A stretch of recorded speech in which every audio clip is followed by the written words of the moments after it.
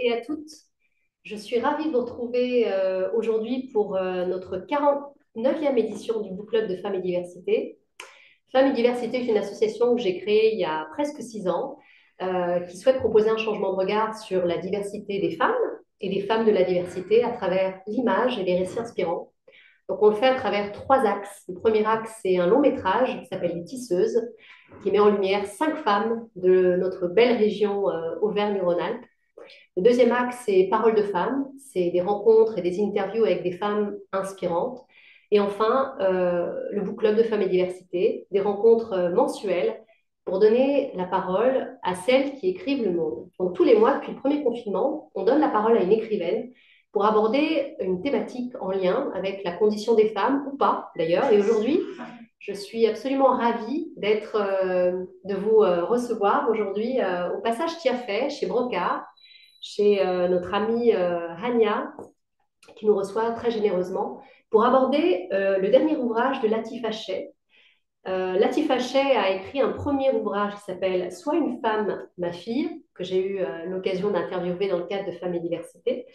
Et cette fois-ci, Latifa Sheh nous embarque dans l'histoire de euh, comment elle s'appelle Zahra Layoun, une jeune femme d'origine maghrébine qui est forgée par ses racines et qui s'engage face à l'adversité euh, en politique et plus encore. On va découvrir son histoire.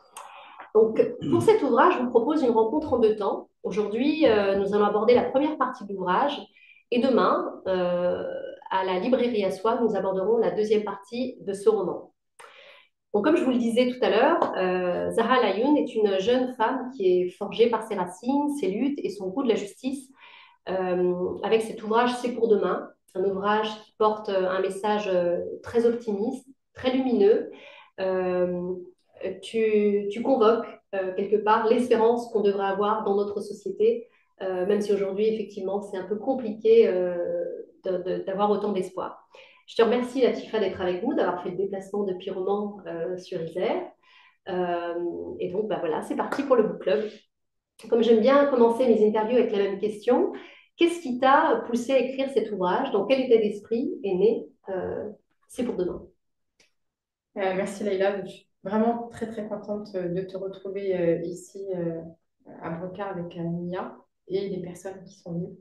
C'est toujours un honneur de pouvoir rencontrer du monde et parler de ces écrits. Donc tu as parlé de Sois une femme, ma fille, hein, c'est ce qui a permis notre rencontre. Et c'est un petit peu pour répondre à ta question, ce qui m'a permis d'écrire C'est pour demain. L'objectif étant justement dans ce monde chaotique quasiment dans ce bruit qui parfois est très oppressant, voire anxiogène, de se dire est-ce qu'on ne peut pas souffler un petit peu et essayer d'imaginer autre chose. Et je trouve que justement la littérature permet cela. Elle permet de réfléchir autrement, elle permet d'ouvrir la porte à des possibles qu'on n'ose pas imaginer, qu'on n'ose pas forcément inventer tout de suite. Mais en tout cas, elle permet à l'esprit d'entrevoir autre chose. Et c'est cette touche d'espoir finalement que j'avais envie d'exploiter et de partager au regard du succès qu'a eu Sois une femme, ma fille. Et d'ailleurs, je remercie mes lectrices et mes lecteurs qui m'ont encouragée vraiment euh, à reprendre la plume pour partager C'est pour demain. Alors c'est vrai que le titre est souvent la première porte d'entrée pour plonger dans un ouvrage. D'où est venue l'idée de ce titre-là? Qu'est-ce que ça évoque pour toi? On a l'impression que c'est une promesse, que c'est aussi un espoir. Qu'est-ce qu'il y a derrière C'est pour demain pour toi? Et C'est pour Zara? pour Zara, oui. Donc le titre, c'est fondamental, je pense, effectivement. C'est pour demain, c'est effectivement une promesse quelque part. C'est une promesse, c'est une capacité peut-être immédiatement à projeter la lectrice ou le lecteur dans quelque chose à la fois de lointain, mais qui peut être aussi immédiat. C'est pour demain, c'est pas encore arrivé, mais ça peut arriver, ça va arriver demain. Il y a quelque chose effectivement de l'ordre de la promesse, et c'est une réplique que j'ai empruntée à l'un de mes personnages, pour ne pas citer, c'est Benoît Hamon. Oui. Puisque c'est pour demain, c'est une fiction sociale et politique, une dystopie, qui s'inspire très fortement de l'actualité dont je vous ai parlé, hein, cette actualité qui nous brusque au quotidien, mais en imaginant une fin, même si ce n'est pas véritablement une fin, différente. Donc c'est pour demain, c'est à la fois une réplique et puis quelque part un clin d'œil à dire on peut imaginer autre chose et pourquoi ne pas aller vers ce chemin-là.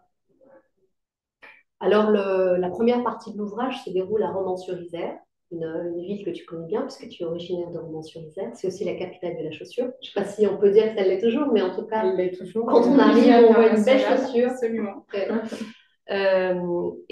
Donc, ce n'est pas un décor qui est neutre. Pourquoi avoir choisi ce cadre-là pour ton ouvrage? Je pense qu'en lisant mon livre, tu as compris qu'il y a beaucoup d'hommages qui est rendu à des personnes, notamment inspirées de personnes que je connais et que j'avais envie vraiment de valoriser. On a parlé de personnes invisibles, méconnues, parfois galvaudées dans l'histoire. Donc, il y a vraiment une dimension hommage, notamment dans la première partie. Et Romans-sur-Isère, qui est ma ville de naissance, j'avais aussi envie de lui rendre hommage.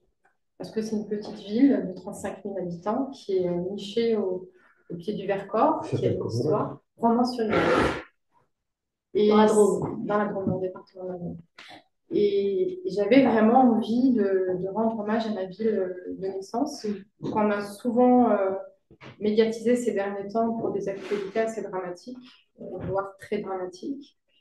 Et j'avais envie d'utiliser ce décor-là pour installer l'histoire de Zahra Layoun et une façon aussi comme je vous disais, de lui rendre hommage, mais aussi d'essayer de partager en fait l'amour que j'ai pour cette ville, qu'on ne trouvera pas forcément dans d'autres livres, dans d'autres fictions. Et c'était vraiment un lien qui me tenait à cœur. Donc la lectrice, le lecteur se promène avec la narratrice, qui n'est autre que l'héroïne de mon roman, qui s'appelle Zahra Layoun. Et ça commence dans le quartier de la Monnaie, quartier populaire de la ville de Romans-sur-Isère.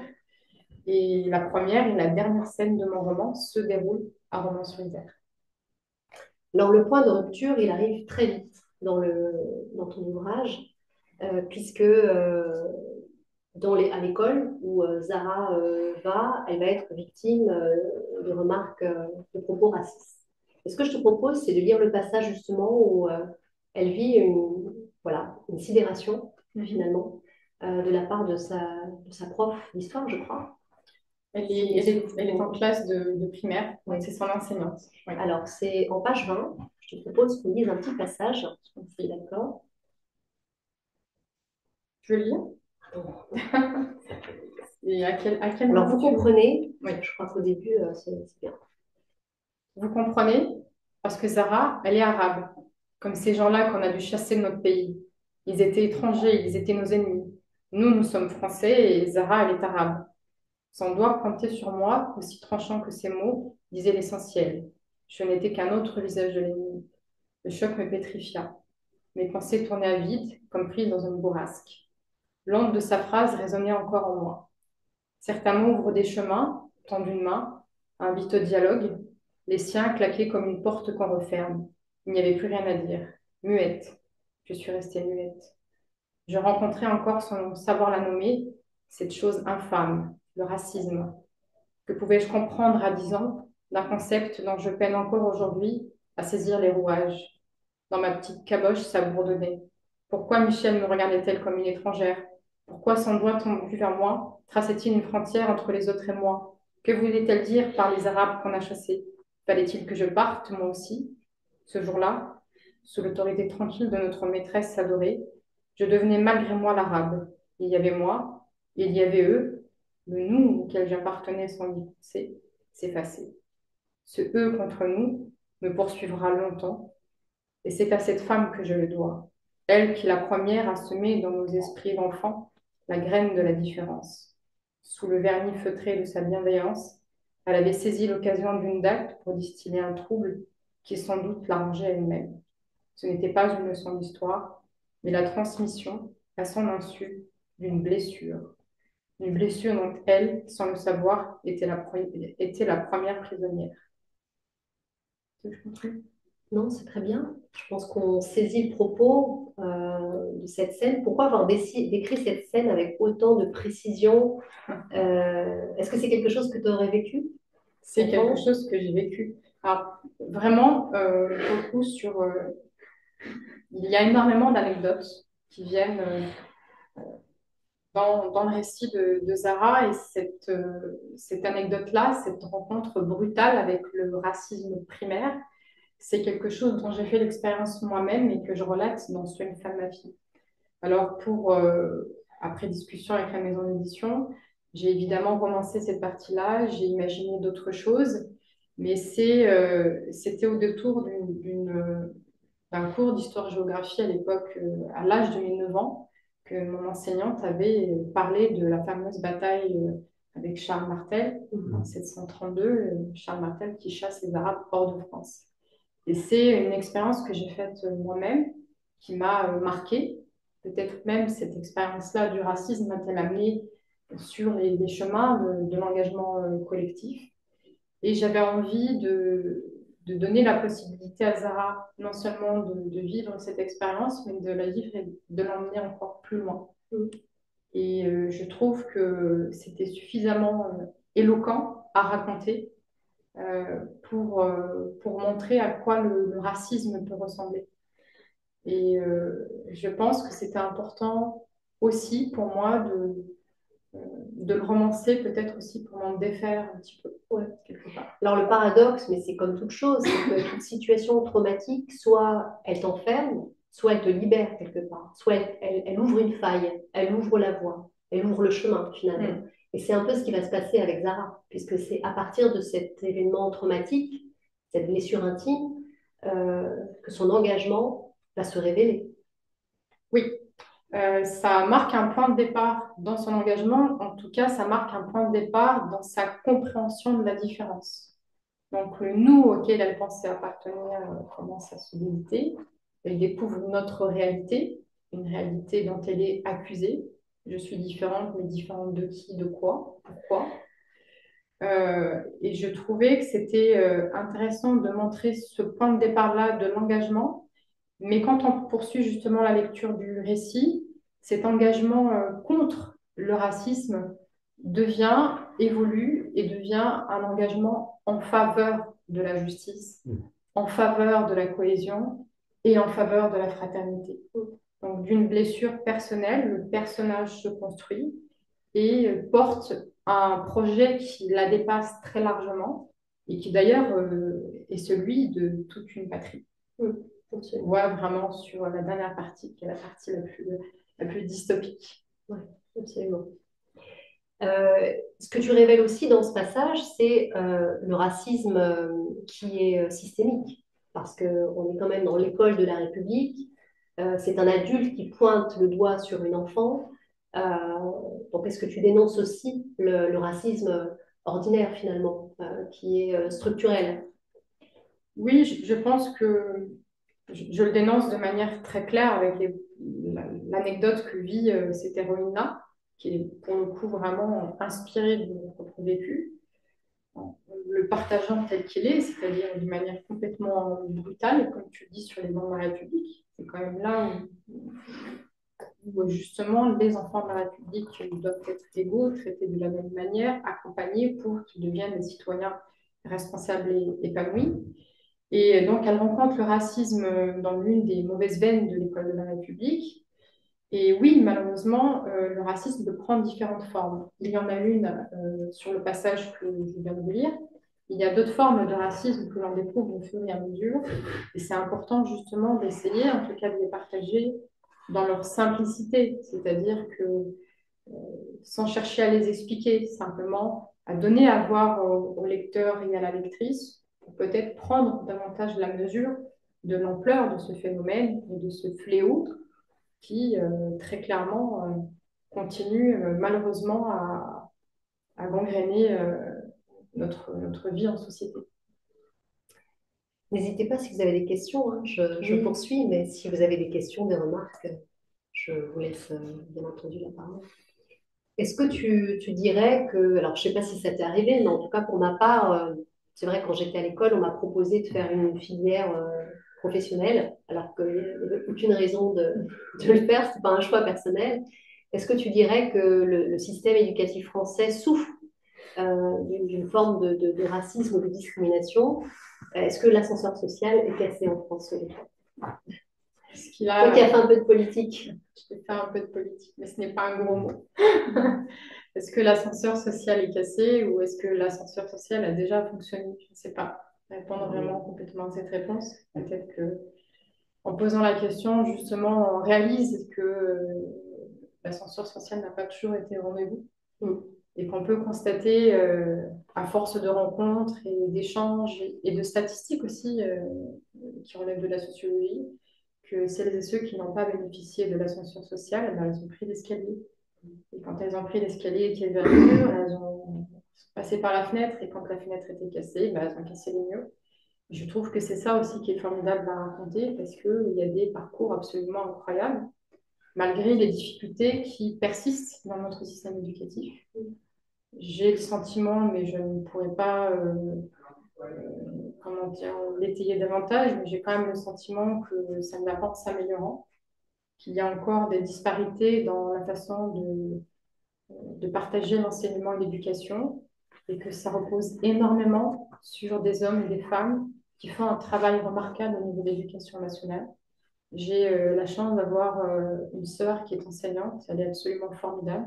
Elle passe des heures incroyables avec ses élèves pour aller au-delà de ce qu'est son métier. Et c'est grâce à ces personnes-là qu'on réussit à avancer malgré les difficultés réelles, comme tu dis, systémiques, qui traversent notre pays. D'ailleurs, on le voit à travers le personnage de Zara.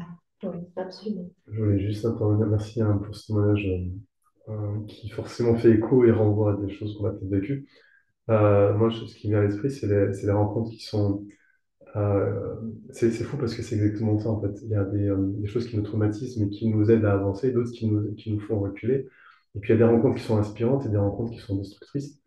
Et c'est vrai que là, le récit nous amène à nous dire, mais mince, on est face à quelque chose d'hyper violent pour une petite qui a 9 ans et qui se rend compte que le monde qu'elle idéalise peut-être n'est pas du tout celui, en tout cas, qu'on lui raconte. Et que le récit, et puis là on parle de Charles Martel, mais il est raconté par des gens qui vont le sublimer, l'idéaliser. Et en fait, en réalité, là aussi, il faut aussi se méfier. Donc c'est fou de se dire qu'à l'âge où on doit se construire, on a des gens qui vont nous asséner des histoires qui peut-être sont racontées et fausses, parce que l'histoire, elle est racontée par les vainqueurs et de se dire qu'il y a des rencontres par contre qui sont inspirantes, et de se dire comment est-ce qu'à un moment donné on a le déclic, et que ben, ce qui nous brise parfois ben, va être réparé et soigné par d'autres. Et c'est vrai qu'au fil du temps, ben, on se rend compte qu'il y a des gens comme des anges qui viennent et qui nous réconcilient avec la société.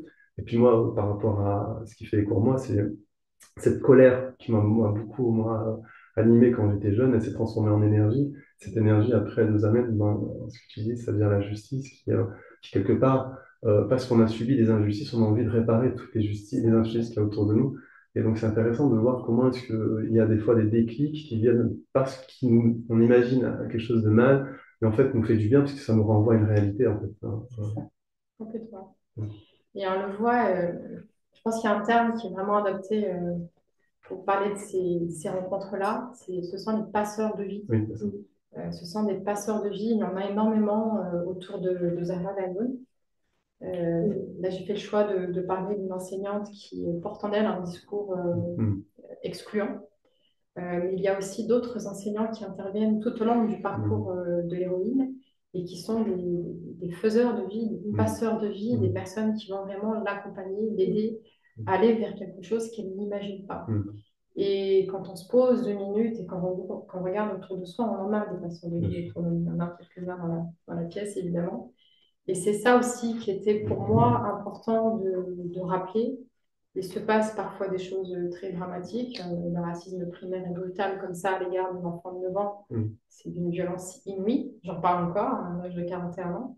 Mais à côté de ça, il y a aussi des gens formidables qui font des choses incroyables. Et je pense que c'est bien aussi d'insister sur ces passeurs de vie.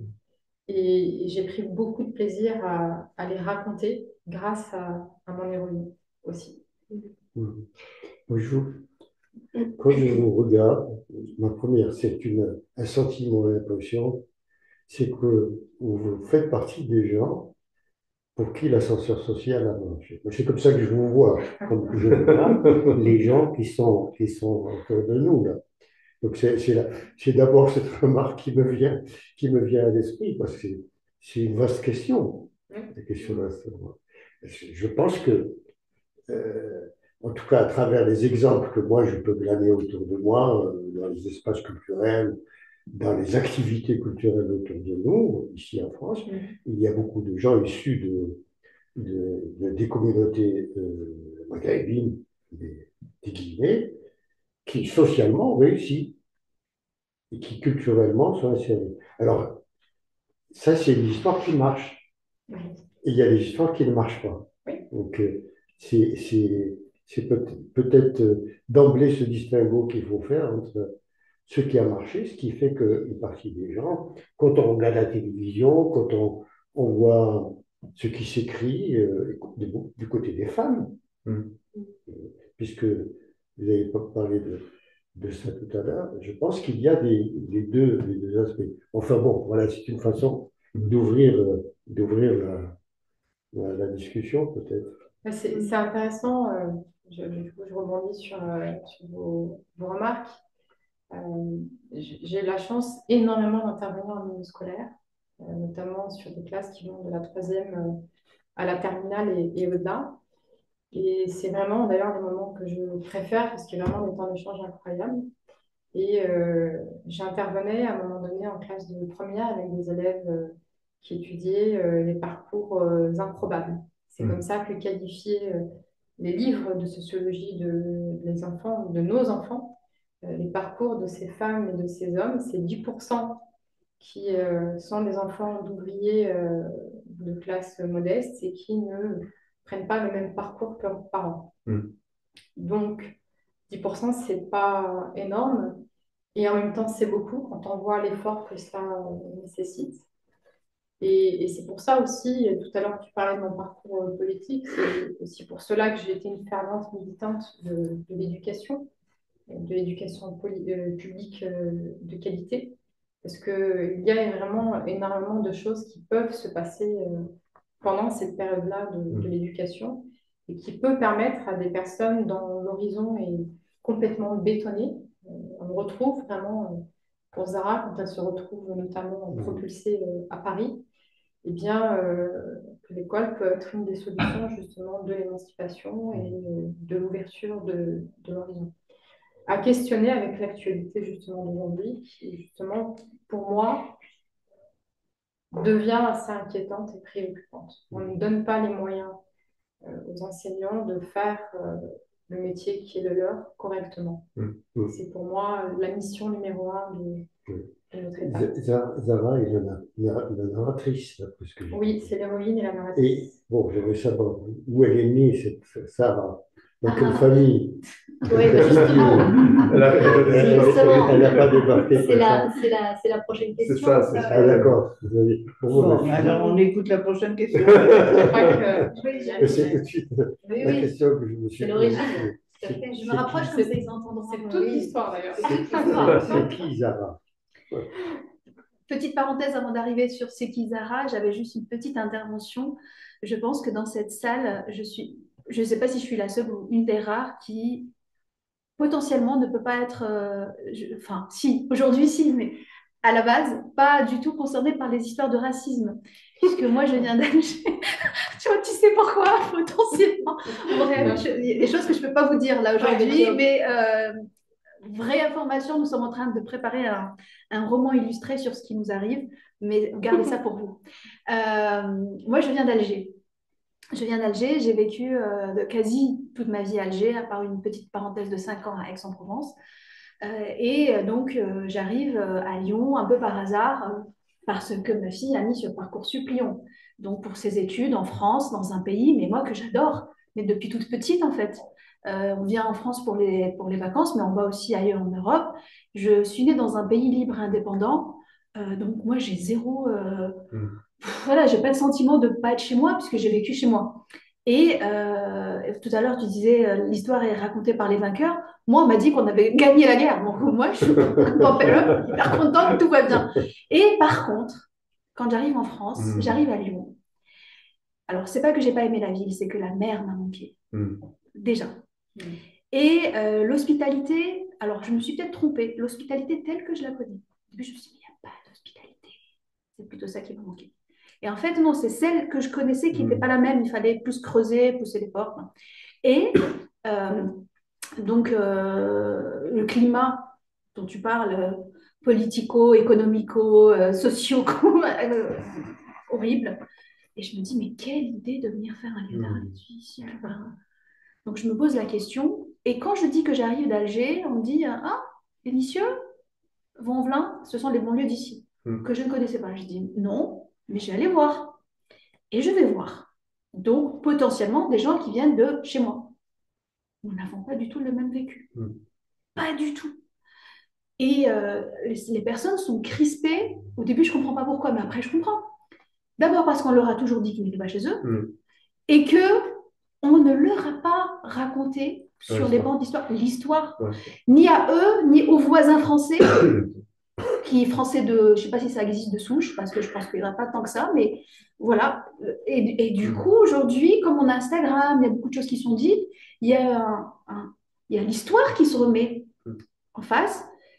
Et la différence entre ce que je vis et ce que vivent ces gens qui sont dans les banlieues, c'est que moi, c'est digéré, j'ai posé mes valises et j'aspire à autre chose. Et que cette communauté, on a l'impression qu'ils ont tué leur grand-père hier et que les autres ont enfumé leur grand-père, que leur grand-père a commis des atrocités la veille. Et les gens sont... On va couper au montage, je pense. Et en fait, ça fait très, très bizarre. Et hein. d'où l'utilité. L'ascenseur social, il n'est pas que vertical, il peut être aussi sur beaucoup de choses horizontales.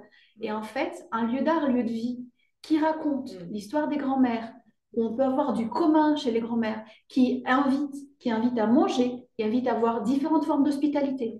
C'est aussi, et je me sens utile, alors que je n'ai pas vraiment vécu avant aujourd'hui le racisme, c'est important aussi qu'on se mixe, qu'on tisse des choses ensemble, et c'est hyper important.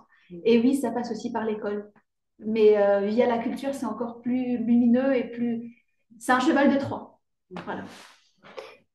Mais c'est pour rebondir sur la famille, ce que tu dis est super juste, c'est que le fait de se sentir chez soi, c'est hyper important. Et c'est ce que l'héroïne de cet ouvrage raconte, c'est que Zara, finalement, elle est chez elle. Pourquoi? Parce qu'elle a une famille qui la nourrit. En fait, il y a un contraste assez saisissant entre une famille très enveloppante, très douce, très chaleureuse, donc une intériorité, on va dire, et même une intériorité spirituelle, puisque ton ouvrage est aussi ponctué par des invocations, etc. On sent qu'il y a une verticalité. Et à côté de ça, un extérieur qui assigne, qui juge, qui est hyper violent. Et donc ce contraste-là fait qu'on pourrait imaginer que Zara se cherche, et non, elle ne se cherche pas parce qu'elle a un père qui lui dit França Diana, que tu es française, qu'en fait tu es ici chez toi. Et je pense que c'est un vrai problème de légitimité, de chercher sa place. Enfin, voilà, c'est un peu le problème actuel de notre immigration. Enfin, on parle d'immigration alors que c'est troisième, quatrième, cinquième génération, quoi. Et je trouve que tu le décris vraiment très bien. On sait où elle va en fait. Zara, elle sait où elle va parce qu'elle a un père qui lui rappelle qu'elle est française. Et elle ne veut pas devoir choisir entre son père et sa mère, entre la France et le Maroc. Donc voilà, je te laisse dérouler le truc. Oui, je pense que c'était important de poser en ces termes-là, parce que moi, je l'ai entendu, et je ne suis pas la seule à l'avoir entendu, et Dieu merci. J'ai entendu tout à l'heure le terme de trouver sa place, ou enfant d'immigrés, ou immigration, ou moi, j'ai pas vécu la même histoire, tout ça, c'est vrai. Et finalement, l'histoire de Zahra Layoun, elle raconte justement l'histoire de ces enfants de la République qui se sont cherchés, qui se cherchent peut-être encore, non pas parce qu'ils ne sont pas chez eux, mais parce qu'on ne leur fait pas peut-être aussi parfois sentir qu'ils ne sont pas chez eux. Soit parfois dans un environnement familial qui peut être aussi critique à cet égard-là et je ne fais pas de jugement là-dessus. Il y a des histoires personnelles, parfois très complexes. On le voit avec les différentes histoires de l'immigration et les anciennes colonies françaises. Euh, mais c'est aussi parfois du fait du regard que pose la France sur ses propres enfants. Et c'était vraiment quelque chose que j'avais envie, moi, de mettre en lumière et de partager et de parfois déconstruire. Je le fais énormément avec les élèves des milieux scolaires. Euh, et je trouve que ça marche très bien dans le sens où, à un moment donné, on se pose tranquillement, on regarde les choses très clairement. Personnellement, je suis totalement française.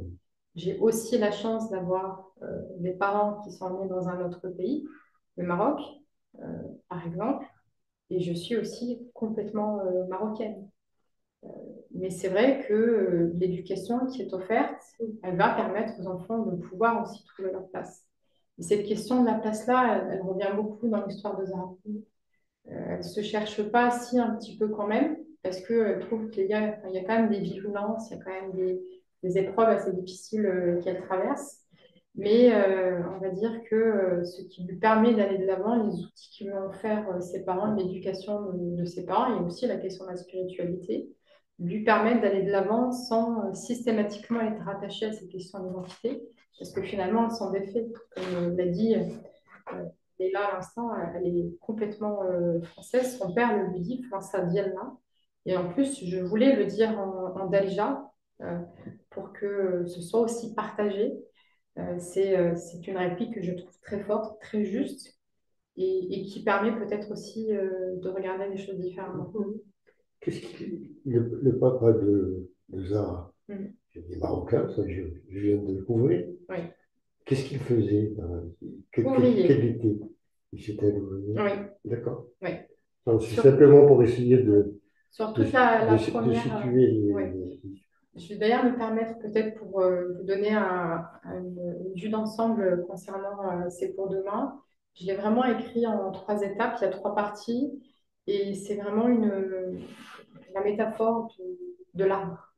Il y a vraiment les racines dans la première partie, ça s'appelle La vie qu'ils ont eue, où là je raconte à travers Zahra Layoun, ses parents, ses grands-parents, l'exil et la façon dont ils sont arrivés dans une France dans les années 60 et dans les années 80. Et la deuxième partie, c'est vraiment le tronc, la construction de la femme. Donc, c'est la femme que je suis. Et la dernière partie, qui est celle des branches, des feuilles et des fleurs, qui est celle du commun et du nous. Et donc là, on découvre d'autres choses et le récit s'accélère énormément. C'est vraiment un arbre, donc il y a vraiment ces racines-là qui sont importantes. Et là encore, on parlait de nos grands-mères, de nos grands-pères, de nos parents, et ainsi de suite. Il y a vraiment tout un volet hommage à ce niveau-là, qui moi, personnellement, me tenait à cœur, parce que ce sont des récits que je ne retrouve pas forcément tout le temps. Et j'avais envie de raconter mes héros avec mes mots. Oui, c'est ça, il y a une forte empreinte généalogique, en fait, parce que tu rends hommage à ceux qui ont quitté leur pays, donc c'est déchirant de voir le père partir, on vit le truc, partir sous le regard de ses parents, avec la bénédiction des parents, parce que c'est important aussi, on part pas à l'aveugle, et on sait qu'on va vivre, une mélancolie du pays, la Rorba. Donc tout ça, ça vient convoquer en fait des parts de soi que nos parents ont vécues mais qui n'ont pas toujours réussi à verbaliser.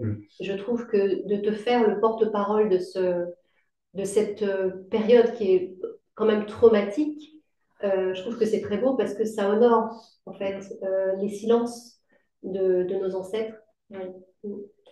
C'était leur donner la parole, qui était pour moi absolument essentielle parce qu'il y a une mémoire qui est portée par les anciens, par nos parents, par nos grands-parents, parce qu'il y a aussi des personnes très jeunes dans la pièce, et qui est pour moi vraiment fondamentale et importante si on a envie d'aller de l'avant.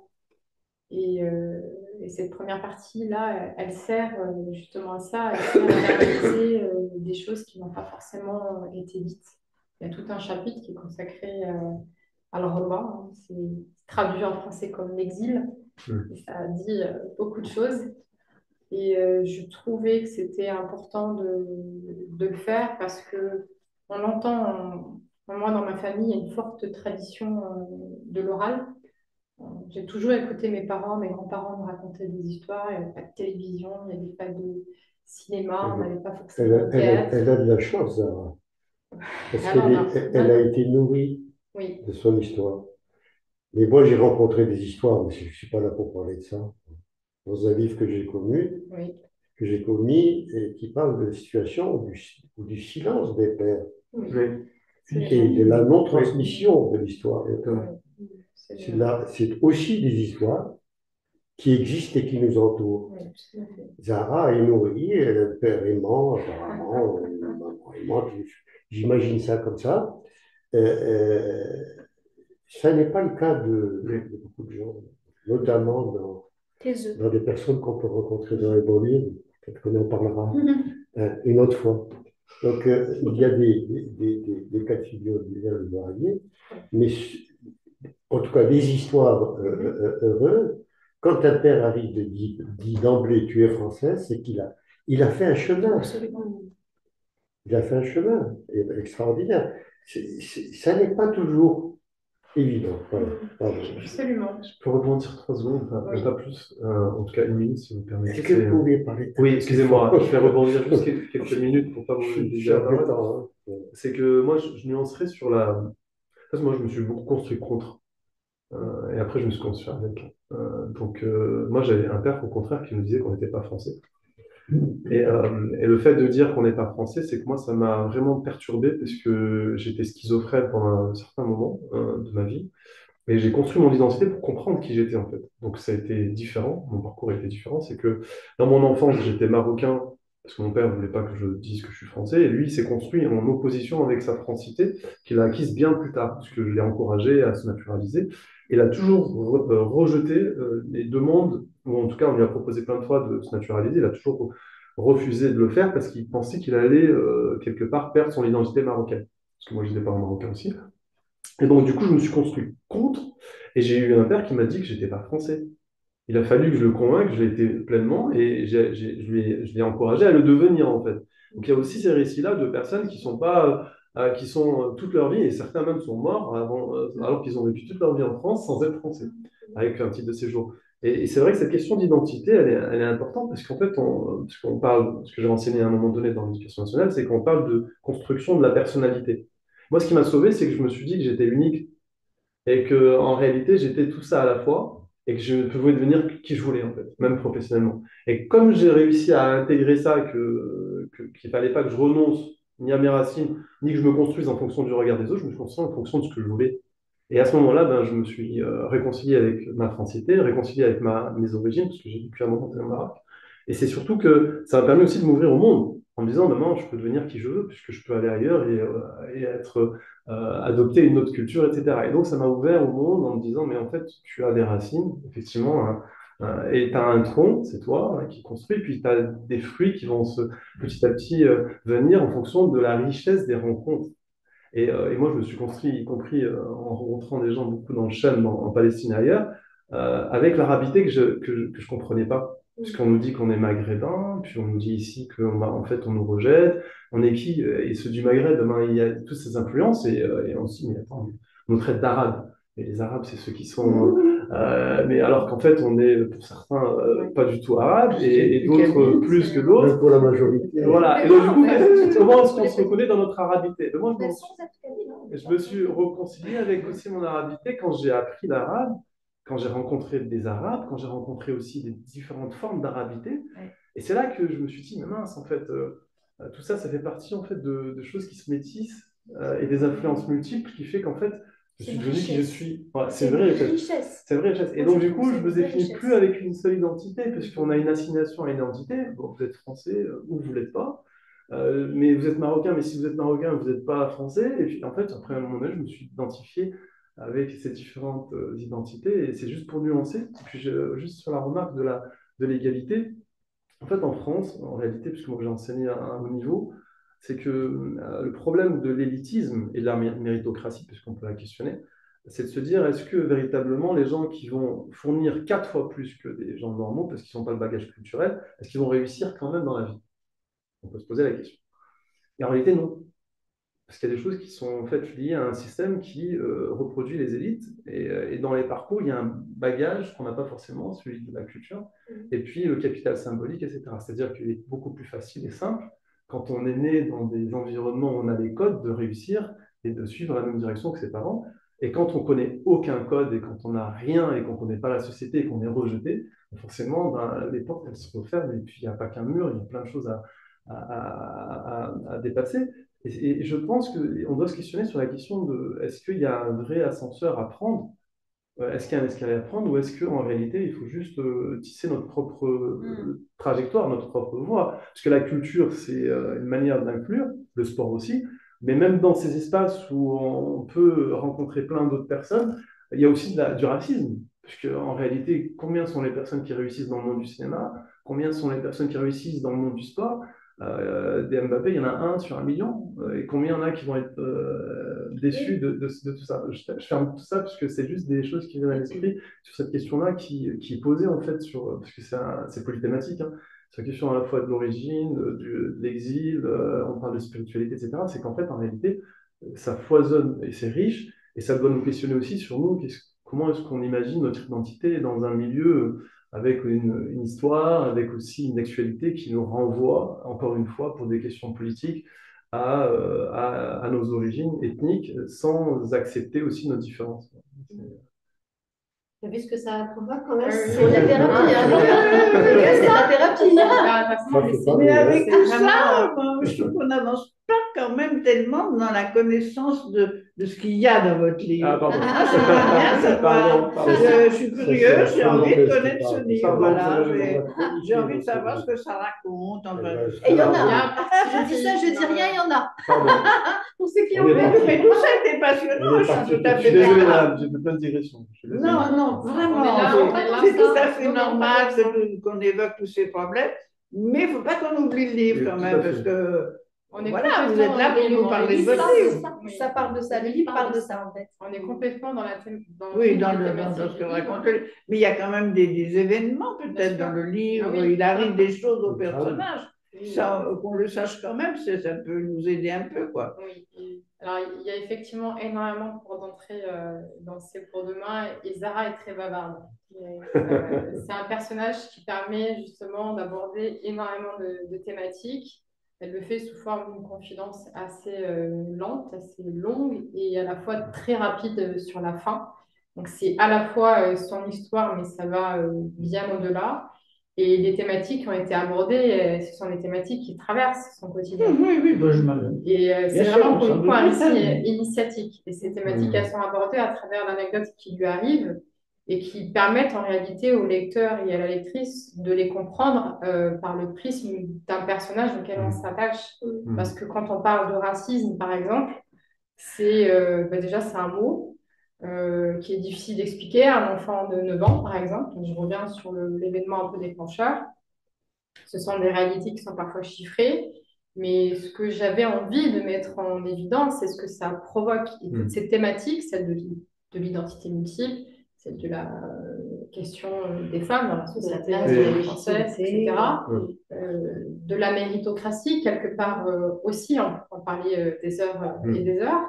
Eh bien, tout ça, en fait, ce sont des événements qui sont racontés non pas comme des thèmes d'études de manière scientifique. Ah oui, mais mais devant vraiment moi, j'ai le mot vraiment, roman, là, lorsque je regarde ce mot roman, Oui. je me dis jusqu'à maintenant, on a parlé de tas de choses. Oui. Hein, super, vraiment au cœur, en effet, de nos problèmes, mais on n'a pas parlé de roman. C'est l'histoire, c'est un parcours initiatique, celui de Zahra Layoun, dont le point de départ est celui-ci. Comme l'a expliqué Leïla, on a pris le choix de commencer à raconter la première partie et demain, il y aura la partie un peu plus dystopique. Oui, c'est vrai. Mais les fondements sont ceux-là pour vraiment essayer de comprendre le cheminement de l'héroïne, qui est une jeune femme qui est née dans un quartier populaire et qui, de fait, rencontre un certain nombre de difficultés. Comment elle y fait face? Et moi, pour le coup, je prends aussi parti. Je décide de raconter une belle histoire, parce que j'avais envie de me faire plaisir. C'était aussi mon parti pris d'autrice. était vraiment de raconter quelque chose qui me faisait du bien, très fortement inspiré de vécu d'énormément de personnes. Les retours que j'en ai aujourd'hui, c'est assez marrant parce que jusqu'à la troisième partie, j'avais vraiment l'impression que tu racontais mon histoire ou celle de quelqu'un que je connais. Et c'est la troisième partie qui me rappelle qu'on est dans la dystopie. Et c'est ça que j'avais aussi envie de faire. C'est un roman assez hybride parce qu'il y a de l'hommage, parce qu'il y a un petit peu un tableau sociologique qui est dressé. Et à la fin, c'est celle de l'espoir et de ce qu'on pourrait imaginer. Donc c'est vraiment ça, pour le coup, l'histoire de Zahra Layoum. Parce que Denise ne s'est pas présentée, mais Denise va vraisemblablement faire une chronique Oui, du livre. oui, sûrement, bien Oui. sûr, puisque pour cette revue-là de Coup de Soleil qui est dans notre association commune. Mais c'est pas un souci, parce que dans les chroniques, c'est très libre. Si par exemple, j'ai envie de dire, bah, l'intérêt de ce livre, c'est son contenu sociologique, bon, on part sur tout ce qu'on vient de dire, et ça suffit largement à faire une chronique. Hein. Mais c'est pas forcément ça, ça peut être autre chose. C'est Selon. vous qui déciderez l'angle qui vous conviendra. Mais c'est vrai, c'est comme pour mon premier livre, Soit une femme, ma fille. C'est assez hybride. Ça rentre pas dans un moule. Je crois que quelque part, ça me ressemble énormément. J'aime pas bien les cases. J'aime bien les mélanger. J'aime bien en faire des choses un petit peu différentes et uniques. Et c'est pour demain répondre aussi à ça, à cette exigence de métissage. J'ai entendu le mot tout à l'heure, ça me plaît énormément. Donc, il y a beaucoup de ça, mais c'est vrai que la troisième partie s'accélère, le rythme même de l'écriture est beaucoup plus Parlant rapide. d'ascenseur social, les deux jeunes filles doivent aller chez elles parce qu'elles ont tout en Au revoir. Merci pour votre présence. Au revoir. Il y en a Oui, il y a une heure déjà qui est passée.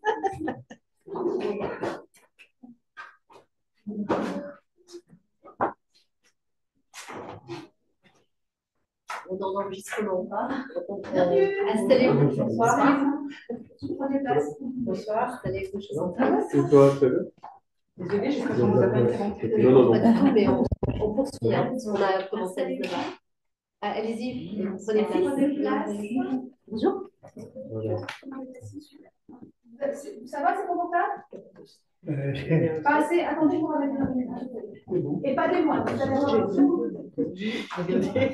Alors justement, pour se remettre dans le bain du départ des parents, c'est vrai qu'on parlait de cette mémoire. On verra dans la deuxième partie demain que Zahra quitte aussi Romans sur les airs. Donc c'est aussi son départ, c'est aussi son exil. Et c'est vrai que quand elle va à Paris, elle va aussi vivre des moments assez durs. J'aimerais bien que juste pour se replonger dans la thématique du départ, de cet exil, qu'on lise un passage. Comme ça, nos invités pourront se mettre aussi dans le bain. Je te suis, Leïla. Alors, on a fermé les yeux. Alors là, on parle de la Ramba, donc le concept de l'exil, à partir de là jusqu'à deux pages, là.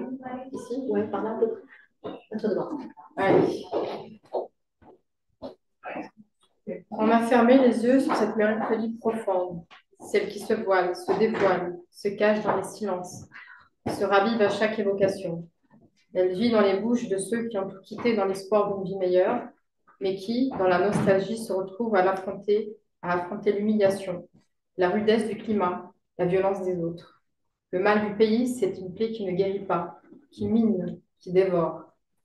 Il peut briser un être, une famille, un pays tout entier. Alors cette question revenait inlassablement et restait sans réponse.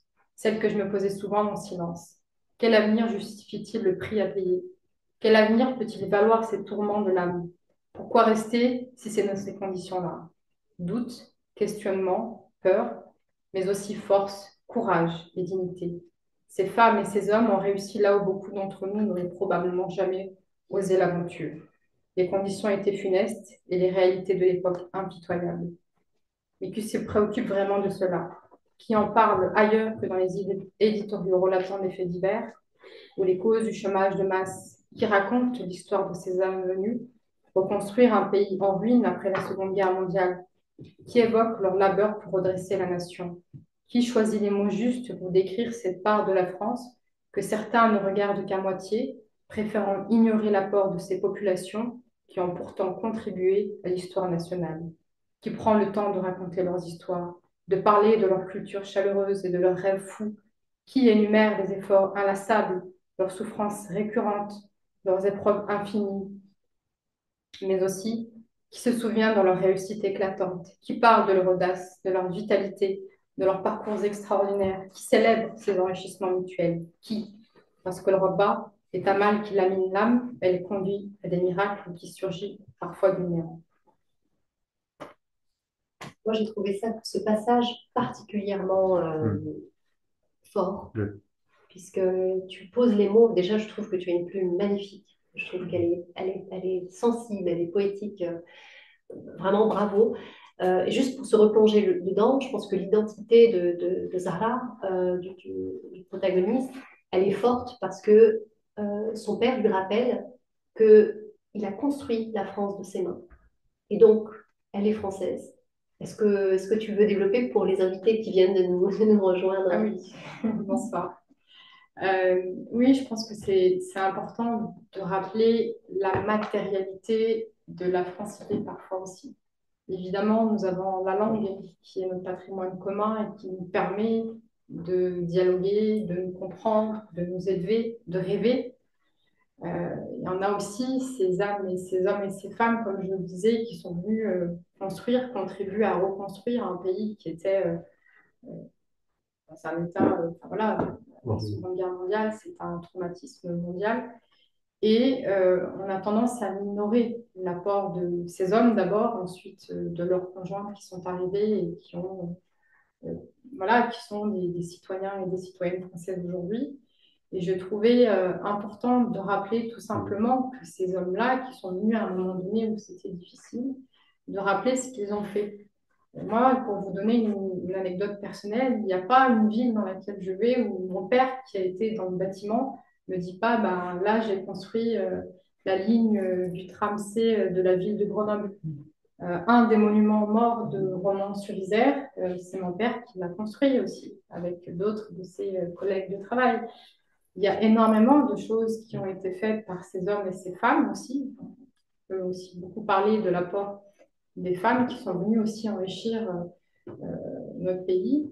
Et ce sont des choses qu'il me tenait à cœur de mettre en évidence, en valeur, parce qu'on n'y valorise pas suffisamment.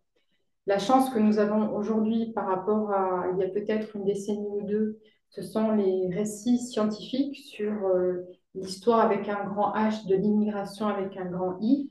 Ce sont des travaux de chercheurs sérieux qui ont fait des choses remarquables, qui très souvent resté un petit peu, qui a été l'angle mort de la sociologie, par exemple.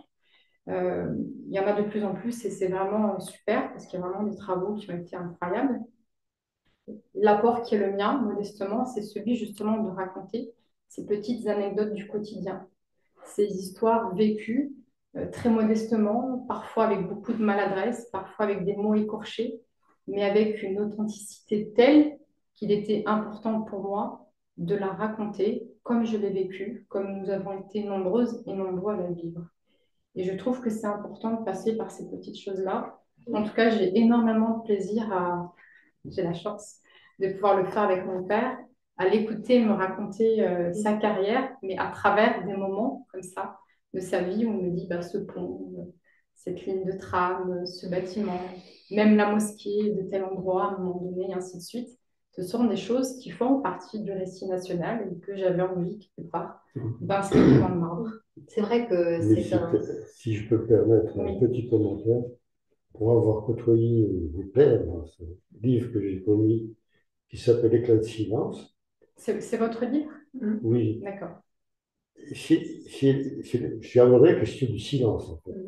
Et votre page, ce que vous venez de dire, parle précisément du silence. Alors, du silence de la société, qui n'a jamais valorisé le travail de ces gens. C'était je vais simplifier, caricaturer, c'était des bras. Bon, je caricature volontiers, donc ils n'ont jamais eu l'occasion Et ça, c'est un des aspects les plus douloureux de l'histoire de l'immigration. C'est cette non-reconnaissance du pays. C'est-à-dire que ils sont absents du récit national. Moi, je peux le dire un peu comme ça rejoint un peu l'histoire ouvrière, hein. C'est-à-dire que moi, il y a un des personnages que j'ai côtoyé, enfin, qui j'ai eu des entretiens, me disait, tu vois le crayon là, qui est en face, Gratien. Je dis oui, il m'a dit, ben, c'est nous qui l'avons construit. Voilà. C'est nous qui avons construit le Gratien. Donc, il y a, ça, c'est une des choses les plus dures de l'histoire de l'immigration, c'est la non-reconnaissance.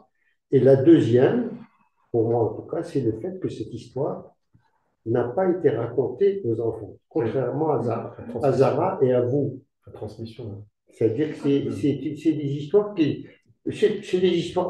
Il y en a un qui m'a dit c'est une histoire d'ouvrier. Bon, comme si les histoires d'ouvriers étaient interchangeables.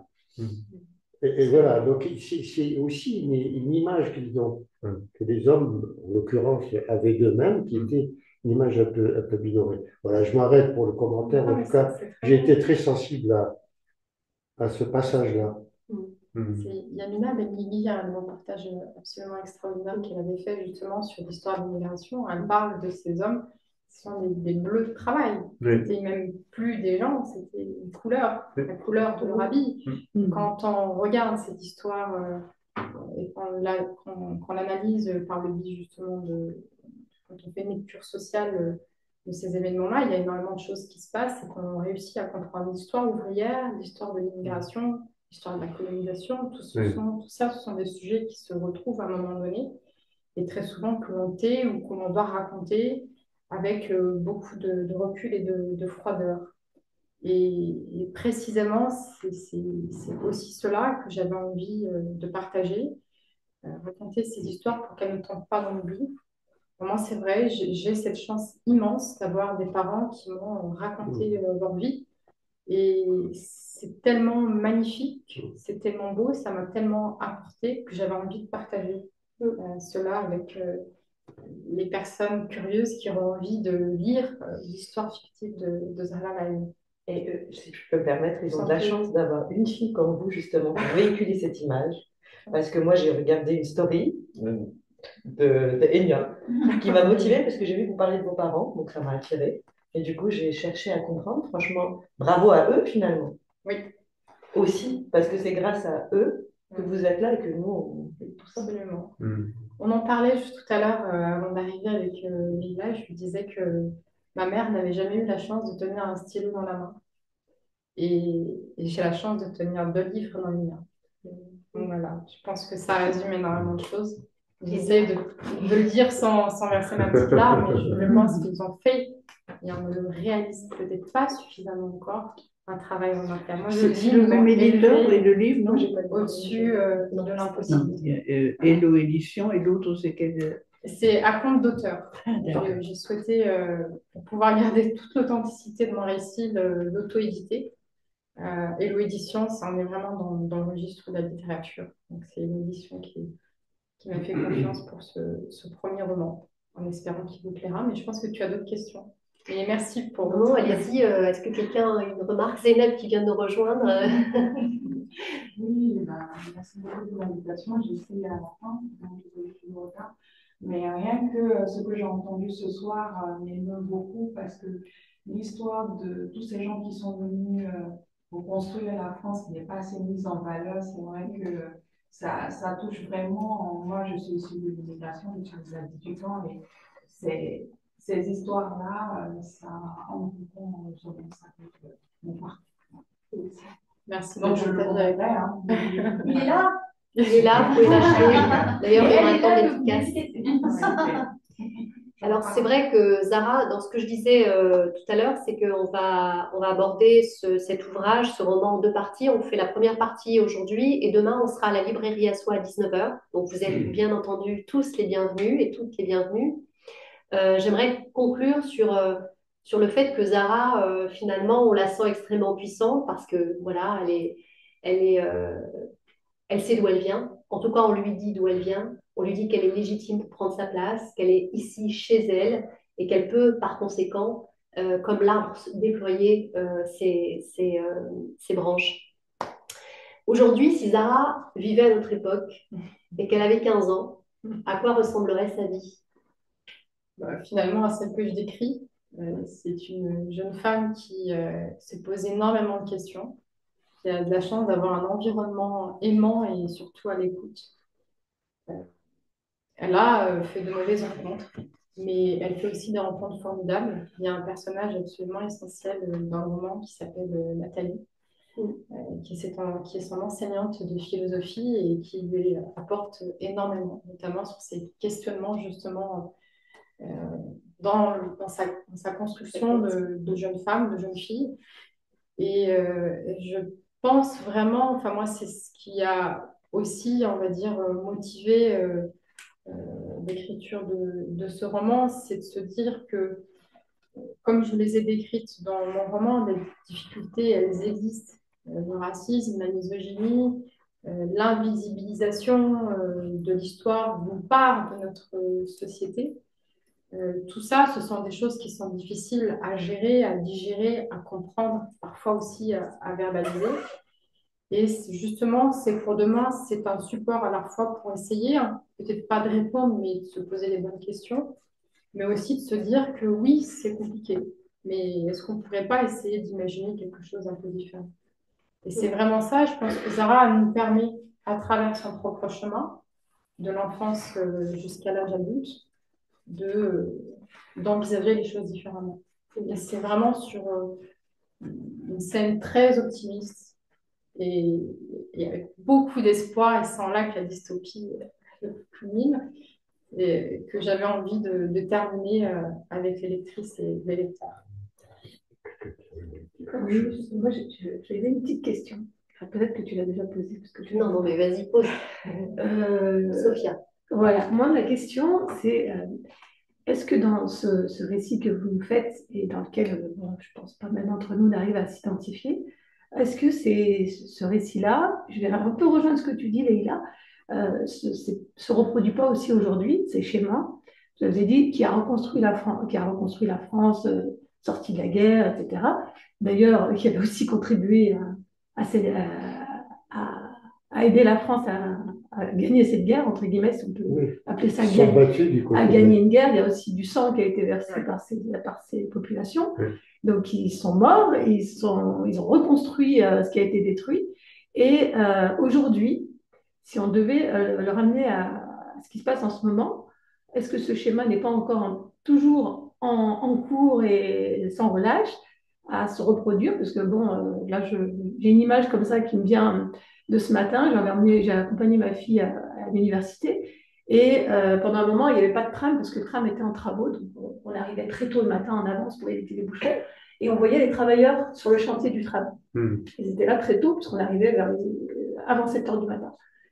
Et ben, c'était que voilà, c'était que des gens issus de l'immigration qui étaient, je pense, très mal payés aussi, mais qui avaient un travail laborieux. Ils travaillaient dans la boue quand il pleuvait à torrent.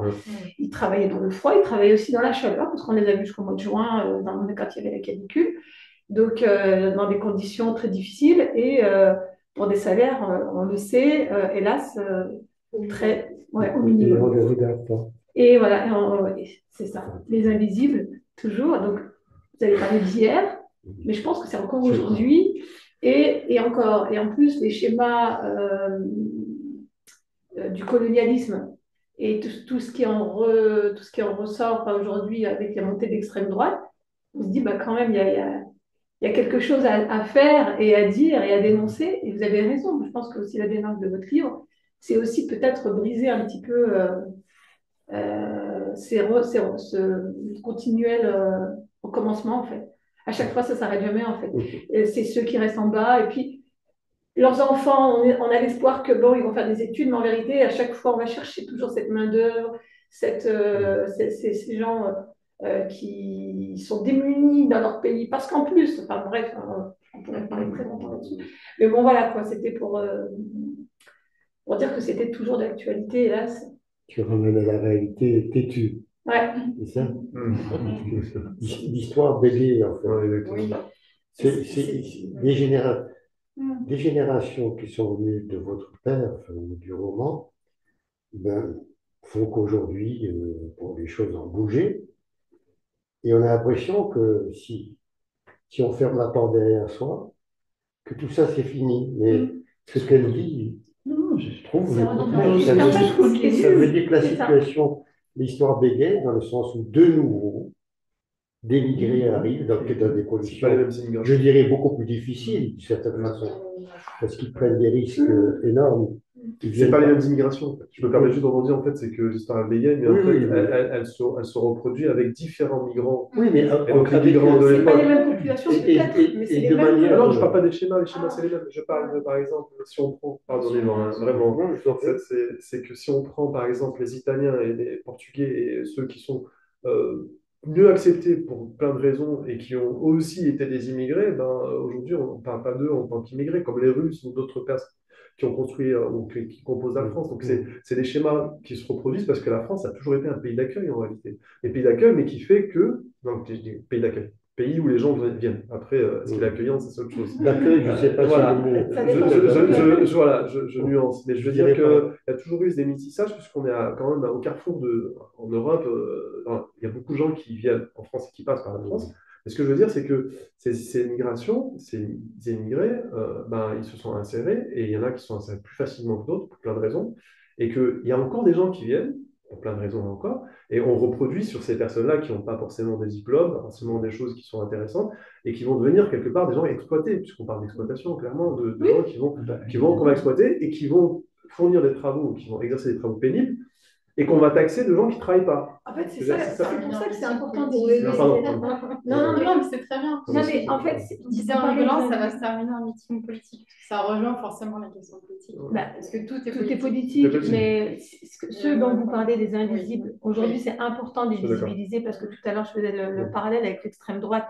Aujourd'hui, l'extrême droite, elle instrumentalise Complètement. son discours en pointant du doigt ces populations-là. Complètement. Sauf que ces populations-là, C'est très bien. quand on prend le matin son métro très tôt, on va les voir, ils Ouais, vont je vais travailler. voir. C'est des gens qui vivent dans des conditions difficiles, qui travaillent dans des conditions difficiles, Exactement. qui font ce que d'autres, ce que nous, on ne fait pas. On va dire quand on a, voilà. Et on a besoin d'eux. On a besoin de ces gens, en fait. Pas que c'est une question. Sinon, on n'a pas de tram, on n'a pas de guillemets ou d'immigration, mais c'est une question de regard, c'est une question de classe sociale en Bien sûr. réalité. Très L'exemple déplacé. le plus flagrant, c'est l'Assemblée nationale. Entre la Complètement. représentation nationale, qui est ce qu'elle est, hein, on vit en démocratie, nous avons élu une Assemblée nationale qui est censée nous représenter. représenter. Il y a beaucoup plus de clandestins sans papier qu'il n'y en avait pas à une génération ou deux avant. Quand Donc vous ils sont regardez encore plus celles et précaires, ceux ils sont beaucoup plus précaires. Excusez-moi. quand vous regardez celles et ceux qui viennent pour prendre soin du bâtiment de l'Assemblée nationale, ils ne ressemblent absolument pas à ceux qui font les lois. Ah oui, complètement. C'est pour moi l'exemple le plus flagrant. Ils viennent très très tôt, ils repartent très très tard, et ils ne se croisent finalement que de manière complètement abstraite. Invisible. Et c'est ça aussi le propos. Et concernant, il y aurait énormément de choses à dire, mais sans rigolant, on ne va pas terminer en meeting politique, mais c'est un petit peu ça, finalement, tout est politique, parce qu'on parle de sujets qui sont fondamentaux, qui nous concernent. C'est pour ça que j'ai choisi la dystopie, justement, pour faire dire autre chose à la réalité qu'on vit, parfois même qu'on subit. Et cette montée de l'extrême droite, elle est vraiment exploitée dans la dernière partie et je la pousse vraiment au maximum pour justement se dire qu'est-ce qui pourrait se passer si des schémas catastrophiques pouvaient arriver. Et j'avais envie, c'était ma façon à moi de répondre à ça. Je dirais pas que ça se reproduit forcément, clairement il y a de la reproduction, mais j'avais envie aussi justement de casser ça par le biais de la littérature pour essayer d'ouvrir le champ des possibles. Et ce qui est fait aujourd'hui peut être défait demain. Moi, je suis une éternelle optimiste, malgré le chaos dans lequel on vit. Je ne parle pas uniquement de la France, mais de la situation mondiale. Mais on vit aussi dans un système qui permet ça, qui permet l'élitisme, qui permet une consommation exacerbée, qui permet aux populations de ne pas penser aux difficultés dans lesquelles ils sont. Et c'est bien d'avoir justement ces bulles de discussion pour s'ouvrir, poser un peu ses valises. Se rendre compte qu'on n'est pas les seuls à voir les choses de la même manière. Et puis, moi, je propose autre chose. Parce que vous avez posé votre valise. Moi, j'aime bien la métaphore de la valise. Ça, c'est une métaphore qui revient. Des ouvriers qui me disaient, ma valise, elle est là, dans ma tête. L'immigration et les biovalises. La valise. Vous l'avez posée. Le problème, c'est La que valise, elle est où? Pardon, c'est quoi le. j'ai ma valise dans ma tête. Ça veut dire. Il disait qu'il n'était, il ne se Supposé Il se pas. posait retrouvait, pas. il Ouais, se d'accord. retrouvait ni là-bas ni ici. Je comprends. Enfin, voilà, donc Ouais. il y a une espèce d'un entre-deux. J'entends. Bah oui, mon père, il a vécu ça toute sa vie. L'entre-deux complètement, il est resté au milieu du guet, je ne sais pas comment dire. Et il a transmis tout ça ce blues à ses enfants. Exactement. Complètement. C'est le contraire de votre histoire. Vous avez raison je veux dire, cette histoire est emblématique J'en parle aussi d'ailleurs. dans le sens, Oui, mais on peut dans le sens l'aborder. où elle nous donne d'espoir. Mais la réalité têtue aujourd'hui, c'est que les gens, une partie des gens sont restés au Entre milieu deux. du guet. Bien sûr. Et que cette histoire-là se répète. Complètement. C'est-à-dire, on ne peut pas. Et quand on pense qu'elle est derrière nous, quand on pense qu'elle est derrière nous, elle se rappelle à nous. Oui. Moi, je suis un binational, moi, je suis né du temps de la colonisation. Je peux vous dire que j'ai fait le chemin, quoi. Eh bien, il y a toujours quelque chose, à un moment, qui va vous rappeler quelque chose que vous êtes quand même. Vous êtes là, vous êtes chez vous, etc. Mais je ne sais pas, en fait, je livre un sentiment personnel, hein, c'est-à-dire comment la réalité nous rattrape. Parce que vous parliez de systémique, ben voilà, on est dans, Oui, bien sûr. on Mais est dans le après, systémique. ce que propose Latifa, je pense, dans son livre, c'est qu'elle dit, je refuse d'être une victime de. Oui. Voilà. Décide de prendre, voilà, et de tisser ma propre histoire. Et de relier les ponts, et de relier les points entre mon histoire personnelle, mon histoire familiale, de trouver une cohérence dans tout ça et de tracer ma trajectoire. Je ne vais pas laisser un événement traumatique me figer à l'âge de 10 ans et d'en faire un trauma qui va me conditionner à être misérable. Non, Zara se relève parce qu'elle elle porte en fait son histoire familiale, son père lui dit qu'elle est chez elle. Elle se sent légitime. Ça ne veut pas dire que c'est facile, hein. Très compliqué pour elle. Il y a d'autres Et histoires d'autres aussi en histoires parallèle. qui viennent se greffer. Peut-être que je reparlerai après, mais il y a aussi d'autres histoires, effectivement, où c'est pas le cas, où on voit que l'oncle et la tante sont prêts à partir à n'importe quel moment. Parce que finalement, on n'est pas vraiment chez nous ici. On l'a entendu, on l'entend. Ce sont des choses, effectivement, qui sont. Je crois qu'il y a une Ça coupe dans l'éducation nationale. J'attendais pour prendre la parole. Je tiens à vous féliciter parce que j'ai vu le débat, mais celui d'un seul trait. Il est très, très bien écrit. Alors, il soulève beaucoup de sujets, de problématiques. Donc, je voudrais revenir simplement à l'éducation nationale et à l'ascenseur social. L'ascenseur social existe-t-il? Où doit-on se battre? Alors, tout ce que vous avez raconté, mes parents sont arrivés, analphabètes, illettrés, forcément, on s'est battu, et ils nous disaient, il n'y a que l'éducation. Le gros problème qui se rencontre maintenant, que vous avez mis, c'est pour demain, c'est pour nos jeunes. Ne revenons pas sur le sujet du passé. Ne revenons pas sur ce qui s'est passé, ou le colonialisme, etc. Parlons de nos jeunes. Et essayons de leur donner un avenir, de leur ouvrir les yeux. Il manque de code, comme vous avez dit. Et ce codage, vous, en tant qu'élu, si vous êtes passé sur le terrain, vous avez parlé certainement que l'éducation nationale manque de moyens. Je ne pense pas. Éclairez-nous alors. La question, c'était qu'est-ce que vous entendiez par moyens? Les moyens qui sont quand même limités aujourd'hui. Il y a des grosses difficultés en termes de recrutement parce que le métier n'est plus forcément attractif. Les conditions de travail sont difficiles. Tout à fait d'accord là-dessus. Et je pourrais effectivement développer. Je pense qu'il y a une question de moyens humains, de moyens mais parfois financiers. Je suis intervenue dans des classes où il n'y avait pas suffisamment de chaises pour les élèves, parce que c'est normal. Je dirais, moi, c'est la formation qui est primordiale. Elle est fondamentale. Merci. Je suis complètement d'accord. Oui. Mais je vous assure, des classes où il n'y avait pas assez de chaises en France. Pas de chauffage. Aujourd'hui, pas de chaises pour les élèves pour écouter une intervenante extérieure. Je trouve ça absolument anormal. Mais si on revient à nos enfants, à nos élèves, je me dis, leur donner espoir, c'est justement dans la formation. Dans la formation des maîtres, dans la formation des professeurs. Et les valeurs, vous avez parlé de spiritualité, parce que ça peut être, si on n'était pas là. Vous avez parlé de spiritualité. Est-ce que ça ne pose pas un problème à notre époque, dans notre société, entre la spiritualité que nous avons vécue intérieurement, nos parents qui étaient très spirituels, d'accord, et qui nous l'inculquaient, au fond du Coran, etc., mais qu'on ne le sortait pas de la maison. Vous voyez? Alors, je ne peux pas parler d'assimilation, je ne peux pas parler. C'est de ne pas se faire reconnaître. Vous avez parlé ensuite du racisme à certains moments. Charles Martin n'a jamais existé, c'est une légende. parce que Charles Quint, justement, voulait envoyer un convoi d'argent, enfin d'or, de pièces d'or, et les Sarrasins, les morts, M-A-U-R-E-S, eh bien, voulaient attaquer.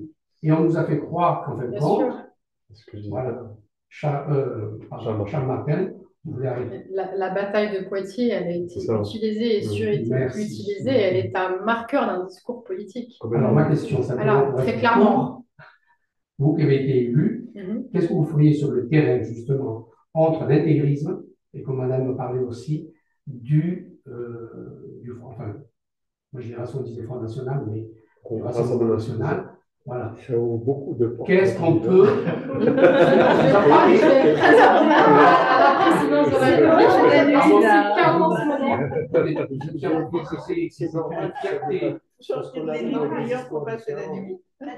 C'est quoi le écho à... Qu'est-ce qu'une fierté de savoir et que des jeunes puissent immerger l'immigration et qu'ils ne fassent pas cet amalgame entre les deux, vous savez, le retour au pays et le respect. Ça a été le gros problème dans les familles. Il faut l'aider à rencontrer ces jeunes. Elle vient à Lyon, elle veut venir les rencontrer. Ce serait bien de pouvoir l'aider à Vous avez parlé de troisième, moi je vous dirais, vous descendrez même en école élémentaire, étant donné qu'il y a des, qu'on appelle ça des clubs philo. Vous m'en parlerez, ça je rebondis sur ce que dit le monsieur. Il y a un coup de soleil, par exemple, parce qu'on fait partie de l'association Coup de Soleil, avec Denise. Il y a des personnes qui viennent dans les lycées et collèges et qui racontent l'histoire des pays à travers quelquefois littérature, etc. Et ce serait, pour positiver, comme on dit aujourd'hui, ce serait bien que ce type de travail que je n'ai pas encore lu, mais que je veux dire, soit et un écho auprès des jeunes pour leur raconter aussi, dans ces histoires très compliquées, des histoires heureuses. Allez, on va dire ça comme ça. C'est-à-dire heureuses dans le sens où tout ce que vous avez dit, que vous avez eu un paiement, etc. Juste pour terminer, j'arrêterai simplement pour vous dire que le problème qui existe en ce moment dans nos banlieues, surtout, c'est la coéducation. Ça veut dire que nos parents qui sont arrivés à l'époque, comme vos parents, d'accord, nous poussaient en nous disant les études, fais ceci, fais cela, etc. En ce moment-là, la génération de maintenant, les jeunes couples, ne sont pas du tout là-dedans. Et ils ne poussent pas leurs gamins. Et c'est les premiers, moi je me rappelle que mes parents, quand on était punis, ils n'allaient jamais voir le prof, l'institut, en lui disant mais pourquoi tu l'as puni, etc., etc. Ils allaient déjà même pas aux réunions. Maintenant, c'est les premiers qui ouvrent la bouche en leur disant eh bien, ils vont du côté de leur enfant, qui peut fabuler, et qui ne vont pas du côté de l'enseignant. J'ai dit. J'aimerais me greffer à ce message-là. Tout à l'heure, je vais parler de ma spécificité de... Ils ne sont pas là. Regardez le replay, c'est intéressant. Il y a une autre question qui me paraît hyper importante pour ces demain. C'est la responsabilité de nous. Nous qui nous plaignons, on a une responsabilité. C'est-à-dire que oui, ok, il y a des choses... Non, tu vois, je pense tu vois, à plusieurs choses en même temps. Tu vois, parce que en fait, oui, tout ce qui est dit là est réel, est vrai. La visibilité des gens, la visibilité aussi, moi j'ai envie de dire, de ceux qui font des études, qui sont rayonnants, et qu'on ne va pas nous-mêmes faire valoriser. Nous-mêmes. Tu attends de l'autre qui te valorise. Nous-mêmes, on ne valorise pas. On ne tient pas le flambeau. On ne regarde que ce qui ne va pas. Et quand il y a quelqu'un qui émerge, quand il va dire, profitons, c'est un ascenseur. Ta réussite, ton livre, c'est un ascenseur. Bien sûr. C'est ce qu'on fait, c'est un ascenseur. On ne va pas se saisir de ça. C'est dommage parce qu'il faut se faire la courte échelle. Et la responsabilité, comme dit monsieur, des parents, de dire, comme vous avez eu la chance, tu as eu la chance d'avoir un papa qui t'a dit, tu es en France, tu es française. Il t'a pas dit, n'oublie pas d'où tu viens, attention, tu n'es pas comme les autres parce que tu es marocaine. Il faut aujourd'hui dire, et pas où. est française. Et il n'avait pas besoin de Et- lui dire, d'ailleurs, qu'elle était marocaine, parce qu'elle le vivait au Non, non, quotidien, mais elle c'est le elle était et. imprégnée Et autre par- chose, et comme le monsieur, quand il a raconté son parcours, qu'il a rencontré différentes arabités, c'est pas nous, parce qu'on nous dit qu'on est arabe, mais on n'est pas en fait, on parle arabe mais on n'est pas. Mais quand tu le découvres, c'est le et, travaillons avec le et notre responsabilité. On critique, mais on oublie notre responsabilité. La question de la responsabilité, elle est fondamentale.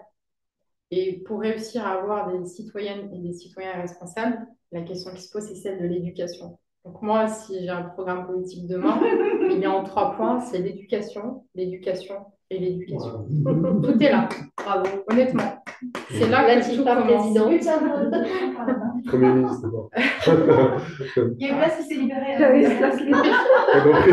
C'est la cyber souvent.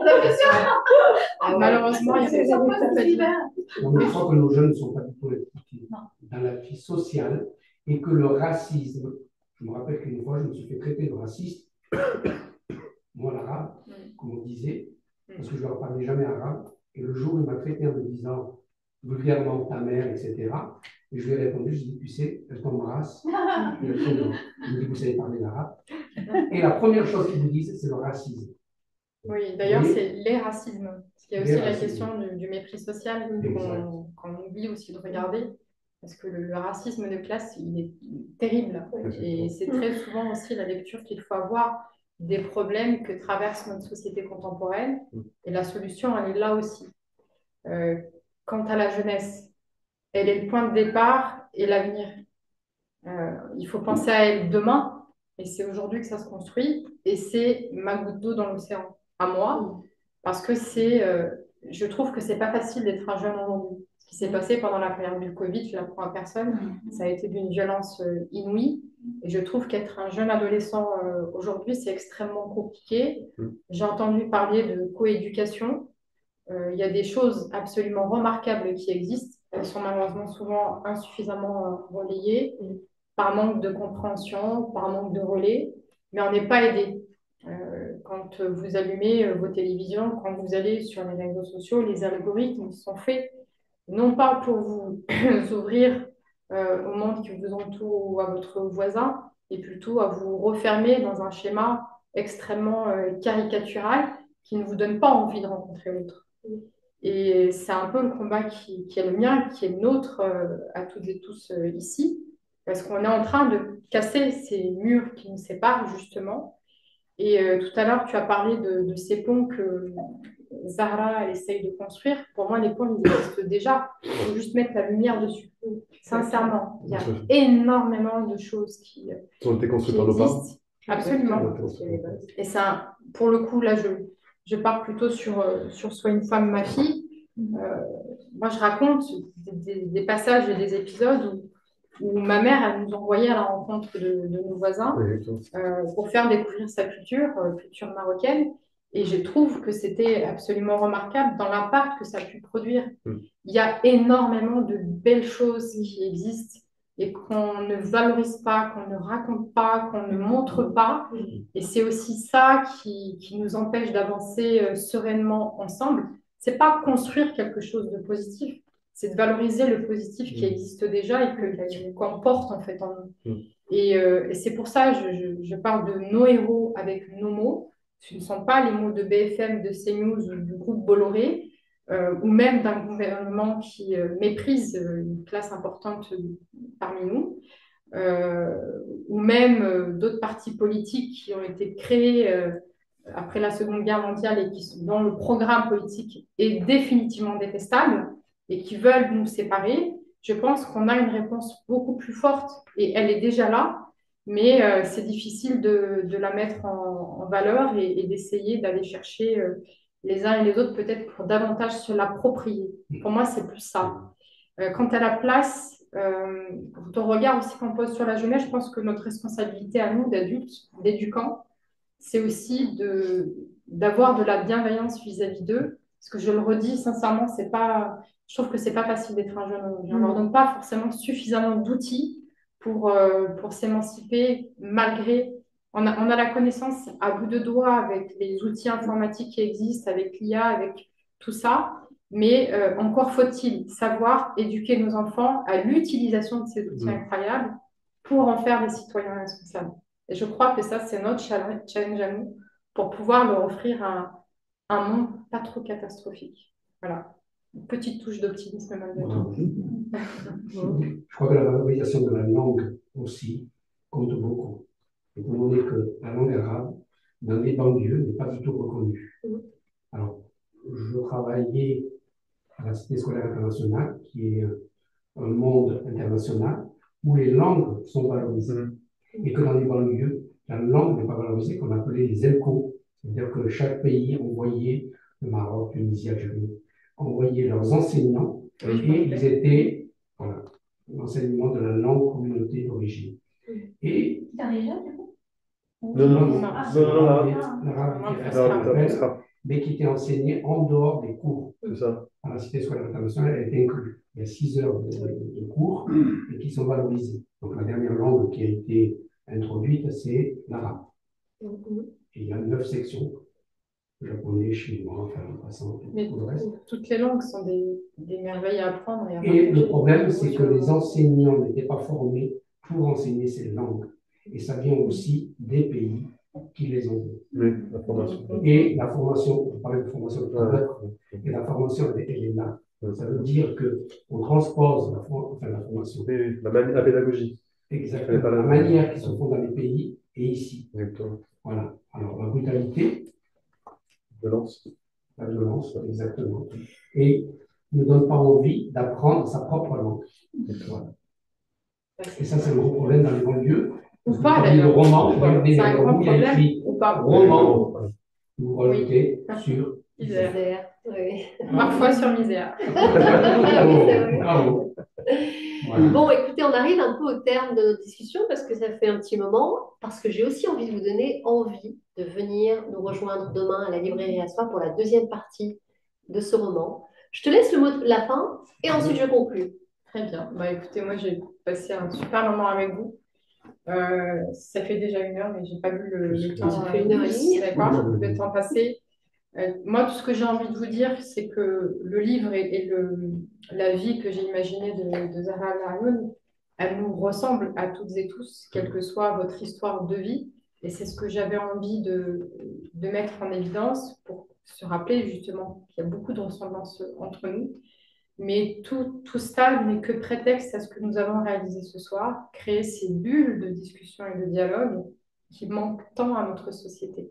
Moi, je pense qu'on souffre d'abord et avant tout d'isolement et que ce sont ces moments-là, en toute simplicité et sincérité, où on peut se dire des choses sans avoir peur, que l'on réussit, comme je le disais tout à l'heure, pas forcément à trouver des réponses, mais en tout cas, collégialement, se poser les bonnes questions. Je pense que c'est déjà un début de réponse plutôt sympa pour l'avenir. Voilà. Merci beaucoup. Peut-être nous dire où ça se passe et à quelle heure. Bien sûr. Alors demain, alors ce soir, on a découvert Zahra Al-Arioun, enfant et adolescente, confrontée au racisme, au regard, au tiraillement, mais aussi forte et déterminée. Et demain, on va découvrir une Zahra qui incarne la promesse, le fameux I Have a Dream de Martin Luther King. Ah, c'est pas mal ça. Pour l'heure, je vous fais la promesse que la suite, eh ben, c'est pour demain, à la librairie à soi, 16 rue Pizet, en compagnie, j'espère, de Hania, notre hôte, que je remercie infiniment pour son accueil dans cet espace merveilleux, lumineux, au passage Tiafet. Donc, à 19h, demain, à la librairie à soi. Et là, on va prendre un temps dédicace, photo, et on poursuit le débat off. Merci à tous. Merci. Merci.